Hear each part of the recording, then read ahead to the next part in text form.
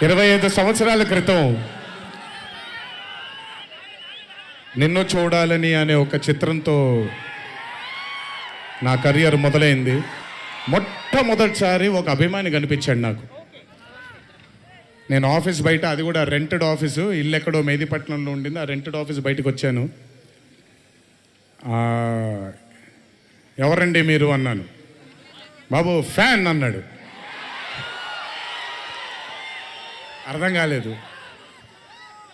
ఏంటి ఫ్యానా అన్నాను. అవును బాబు, మీరంటే పడి చచ్చిపోతానన్నాడు. ఒకటే సినిమా కూడా ఇంకా రిలీజ్ అవ్వలేదు, అప్పుడే ఏంటి అన్నాను.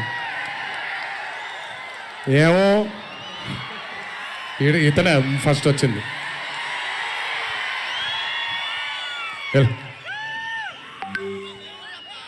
మీరంటే చచ్చిపోతానన్నాడు.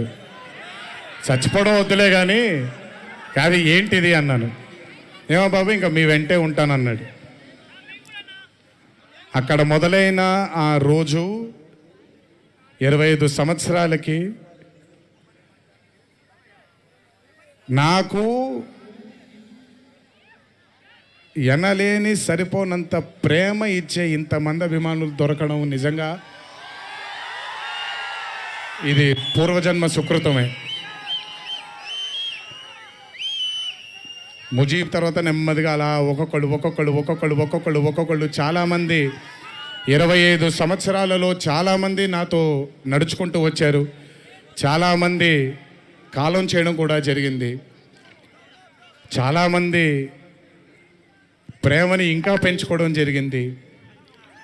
వీటన్నిటికీ కారణం మొట్టమొదటిగా నేను శిరస్సు వంచి పాదాభివందనం చేసుకోవాల్సింది మా నాన్నగారు కీర్తిశేషులు శ్రీ నందమూరి హరికృష్ణ గారికి, మా అమ్మగారు శ్రీ శాలిని గారికి, మా అమ్మగారు లక్ష్మి గారికి కూడా,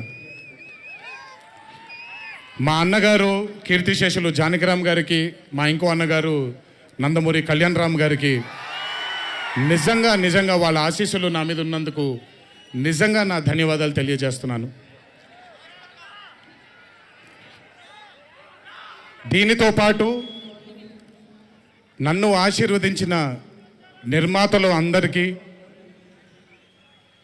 నన్ను ప్రేమించి నాకు మంచి చిత్రాన్ని అందజేయాలని నాతో పాటు పోరాడిన పయనం చేసిన ప్రతి దర్శకుడికి